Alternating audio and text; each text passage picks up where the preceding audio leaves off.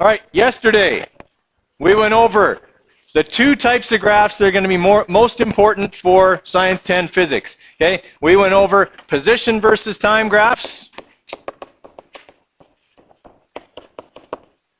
Okay, and we went over velocity versus time graphs. Okay, quick review of what we can get from these. Okay, if I have a position versus time graph and it looks like this, right? Obviously, this is going to be meters here and seconds here. What's that object doing?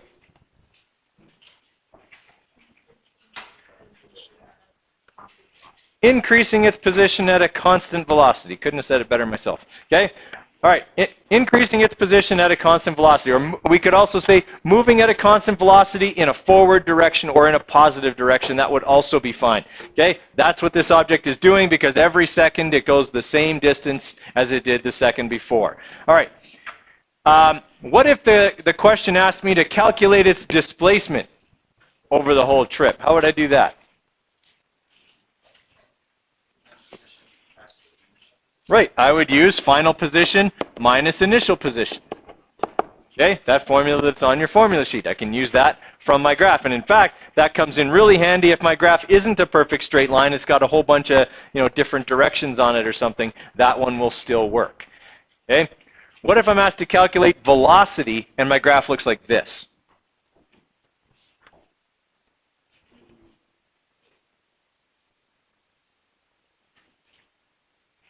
Okay, remember, what is velocity? Velocity is displacement divided by time. Okay, so if I find the change in position and I divide it by the change in time, what have I found out about this line? Its slope. Okay, the slope of this line is going to be equal to velocity because I'm going to be dividing meters by seconds. Okay, I'm going to be using final position minus initial position, dividing by time. That's V equals d over t. If you recall, we said yesterday that V equals pf minus pi over t, which was the same as m equals y minus b over x. Okay, it's the same formula, right? That was what we illustrated yesterday. Okay, what if my position versus time graph looks like this? Okay, so it's got a couple of different sections on it. Now, how do I calculate the average velocity over the whole trip?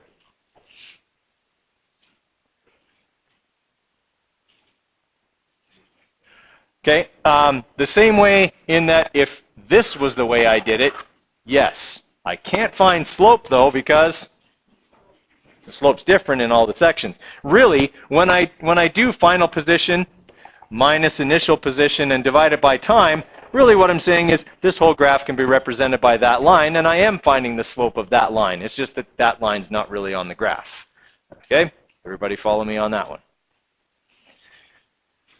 Okay. So those are the things we can get off of a position versus time graph. One other type of position time graph we looked at yesterday.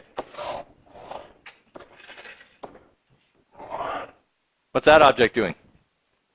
That object is accelerating. It is changing its velocity. Is it speeding up or slowing down with that shape? Speeding up, okay? What it's saying is every time interval, it goes farther than it did the interval before, okay? And if you go farther than you did the interval before, it must be because you're going faster than the interval before. All right, for velocity versus time graphs, okay? I've got a velocity versus time graph that looks like that. What's that object doing?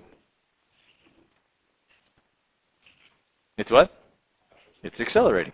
Okay? It's showing here that its velocity, which is on the y-axis, is getting bigger as a function of time. Everybody follow there? Okay. Now yesterday we talked about how acceleration is Vf minus Vi over t. Okay? The change in velocity divided by the change in time, which looks a lot like this. Agreed? All right, so if I want to find the acceleration of the object, am I really just doing this?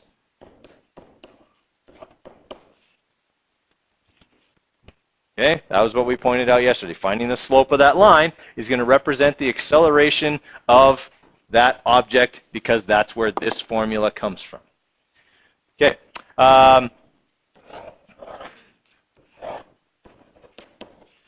What's that object doing?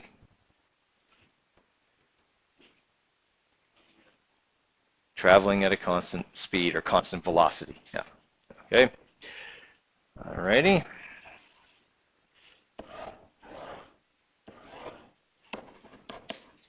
What's that object doing? Negatively accelerating. Yeah, okay, it's accelerating in a negative direction, slowing down, okay, something like that would be acceptable. Now, I can calculate the acceleration of this object by calculating the slope of this line as well. That will still work. What if this question asked me to calculate the total displacement of this object? Let's start with this one. Okay, I want to calculate the total displacement of the object. I know that the velocity isn't changing. It's staying the same. So if I want to calculate displacement, usually I multiply average velocity times time. Agreed? Okay, that's how we manipulate v equals d over t. That's great for this because the velocity is not changing. When I do that, essentially I'm finding the area between the line and the x-axis. Okay, I'm taking base times height. Everyone all right with that? All right.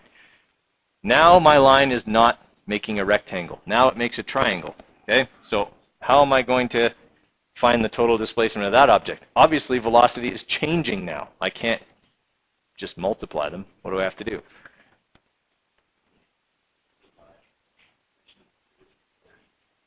Right. Okay, I want to find still the area between the line and the x-axis, and I still want to use average velocity times time to do it. Okay, the thing is that I started at this velocity and ended at this velocity. So the midway point between those two would be my average. Half the time I'm going faster than that, half the time I'm going slower than that. Okay, so I would take my average velocity, which is my height divided by 2, right? Halfway up. So I take my height, divide it by 2, and multiply it by the time, which is the base. Is that how we calculate the area of a triangle? Base times height over 2? Okay, it still works.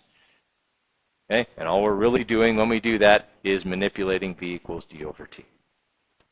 Ringing a bell. Okay. I gave you a worksheet at the end of the day yesterday. We'll go over this one because I think most people got this one done. Okay, we'll go over that as a bit of review, and then I'm going to want you working on the rest of that booklet that I gave you there. Okay, so this is a position versus time graph. And guys, that is the most important thing you have to do when you encounter a graph on a quiz or a unit exam or a final exam, is identify what kind of graph it is right off the bat. Okay, if you don't, you may treat it like another kind of graph, even though it isn't. And I see people do this all the time. I give them a velocity versus time graph, and they treat it like a position time graph. And as a result, they don't get the right answers for anything. Okay? All right. So using the position time graph it right, calculate the total displacement. All right. So total displacement's final position minus initial position. So my final position is 0.5, positive 0.5. My initial position is positive 0.2. 0.5 minus 0.2 should give me positive 0.3 meters.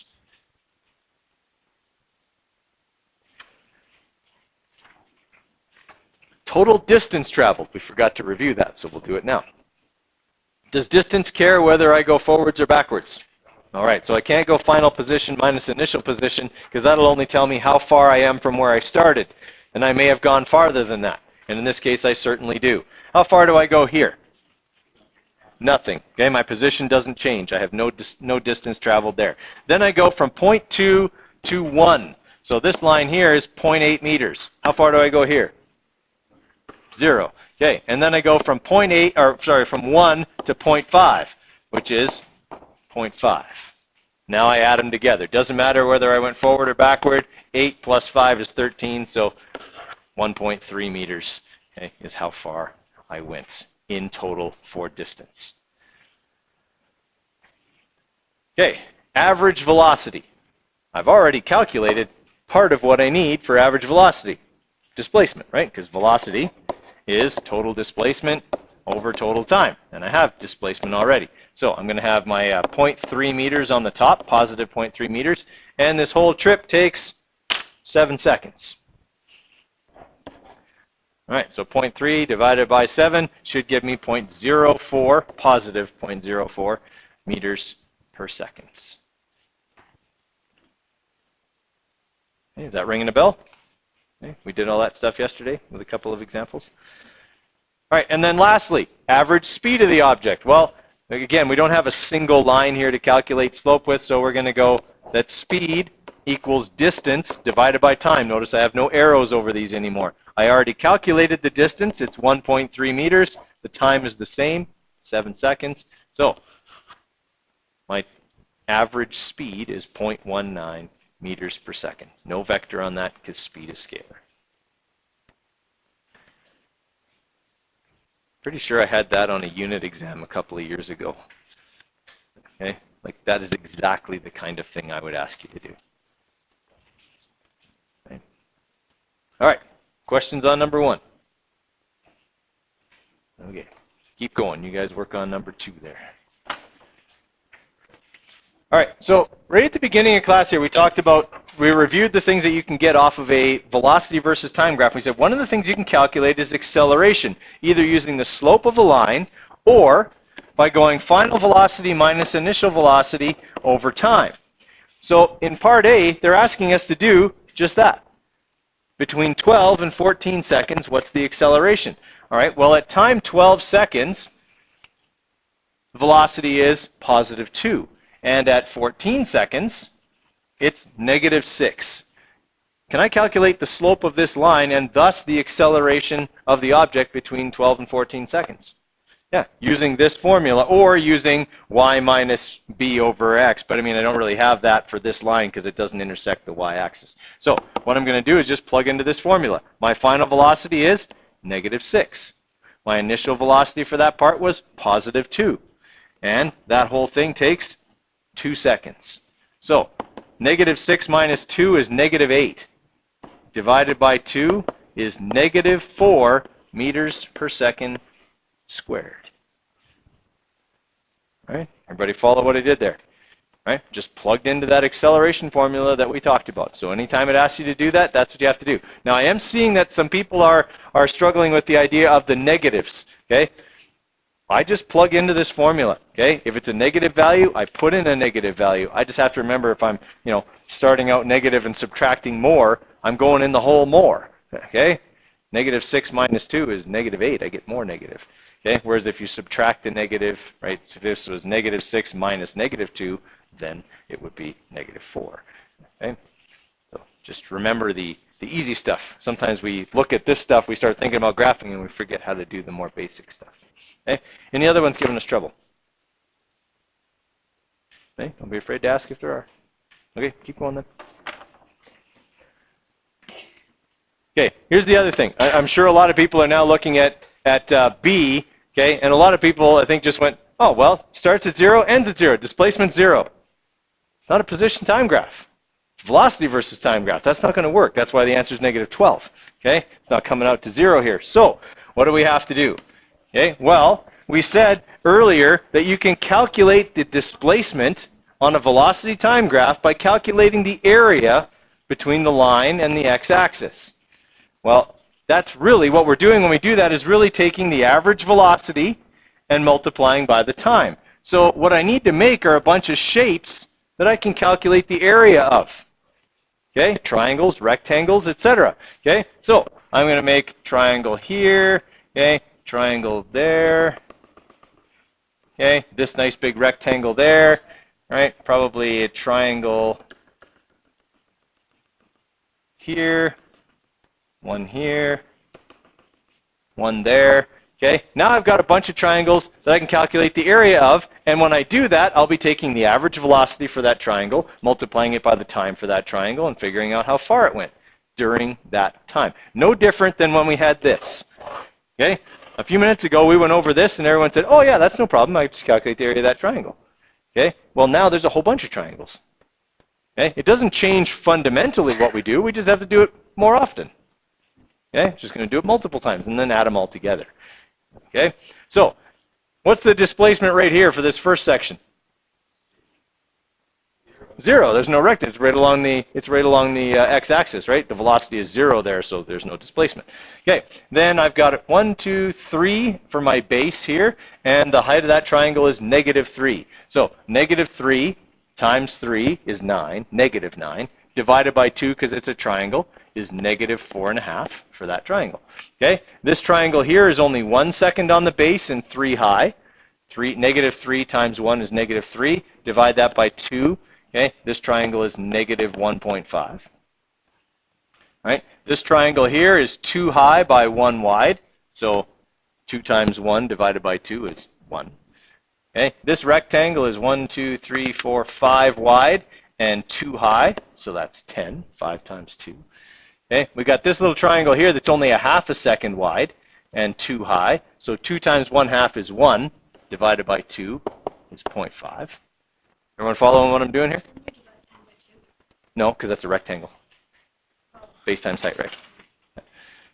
Okay, then I've got this triangle here that's 1.5 on its base and 6 high, or -6 high. Okay, so that's going to be -9 divided by 2. This triangle here is -4.5. This triangle right here is 4 high and 2 wide. So it's going to have an area of 4. 4 times 2 is 8. Divided by 2 is 4. Okay. This rectangle here is, sorry, that's -4. This rectangle right here is -2 high and 1, 2, 3, 4 long. So that's going to make it -8.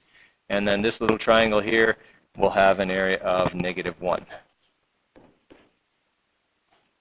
All right. I've got all now of the displacements for that entire trip. Okay, so now I add them up, keeping the negatives in there, okay, in order to get my total displacement. So -4.5 plus -1.5 plus 1 plus 10 plus 0.5 plus -4.5 plus -8 plus -1. And I got a different number here. Did I miss something? Did I miss one of them? I missed this 4 here. Yeah, that's why I'm off. I missed that -4 right there. Okay. -12. Okay, so my total displacement is -12 meters. Now, if I look at this graph, do I spend more time on this graph going backwards? Yeah, I do, right? More of this velocity versus time graph is in the negative part of the graph. I'm only going forward for this part up here. Okay, the rest, no, this is still backwards. Okay, the line might be going up, but I'm still moving backwards. It's a velocity versus time graph, remember. Okay, I'm still moving backwards if my velocity is negative. It's slowing down, yes. It's not going as fast in the negative direction, but it's still going backwards. Okay, that's what this part of the graph right here is showing. Okay, this part of the graph here is showing that, yes, I'm not going as fast in the negative direction now. I'm actually I'm speeding up in a positive direction, or I'm slowing down negatively. I'm not going as fast backwards here as I was here, but I'm still going backwards. My velocity is still negative. Right? I'm not going backwards as fast. I'm still going backwards. Okay.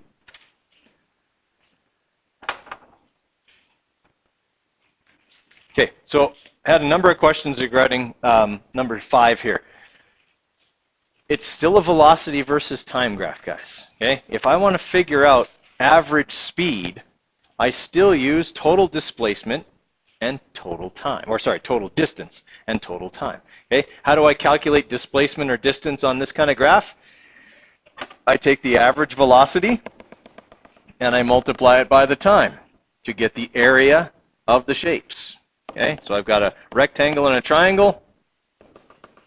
Okay, a triangle and a rectangle.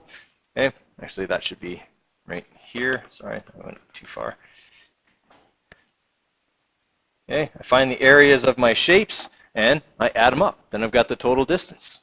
Okay, not caring whether they're positive or negative. So the height of this rectangle is -8 and it is 5 wide, so this is 40.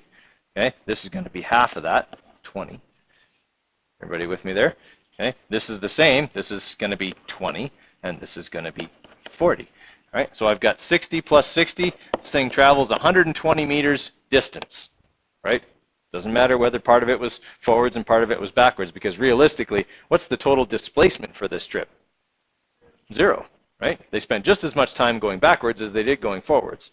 So they'll end up back where they started. But this isn't asking about vector quantities. It's asking about the average speed over the whole trip. So 120 meters divided by 20 seconds, 6 meters per second. Okay, is that ringing a bell? So don't forget the formulas, right? You're going to use the formulas when you're dealing with graphs. It's the graphs that give you the numbers you need, rather than reading out a long problem that's got, oh, in this part it did this, and this part it did this. Now you read that off the graph, or calculate it off the graph. Okay. The big thing for number 6 is drawing the shapes right. And that's the trickiest part, honestly. The math is pretty easy because you got the numbers right in front of you. Okay, but it's getting the shapes right. So for part A, it wants the acceleration between A and B. Well, that's pretty easy, right? We just, okay, it's 20 minus 0, and that took 2 seconds. So that's easy. Okay, but for part B, it says the displacement between A and E. So E goes to 8 seconds. So I've got a number of shapes that I'm going to have to calculate the area of between 0 and 8 seconds. All right, first I'm going to have this triangle, and then I'm going to have this rectangle. Okay? In fact, I might extend that rectangle out 1 more second, and here's why. That way, I've got this triangle included, because I need that. This rectangle is just 1 second bigger, and then I've got this big giant rectangle there. Okay, that's kind of, I think, the least number of calculations that I have to do if I draw it that way. Okay, so for this first triangle, I've got a height of 20 and a base of 2. Okay, so 20 times 2 is 40, but divide that by 2, you got 20. Okay, this one here is 3 on the base and 20 tall, so it's 60. Okay. This triangle here goes from 20 to 40, so it has a height of 20 and a length of, or a base of 1. So we're looking at 10 for that. And then this one here is 40 high and it's 3 wide. So it's 120. Okay, we add those up, we should get 210. Okay, 180 plus 30 is 210. Okay. All right, does that make sense? That's the trickiest part, is getting the shapes right. Calculating their areas is easy. You've been doing that since like elementary school. Okay, but getting the shapes in the right places is the tricky part.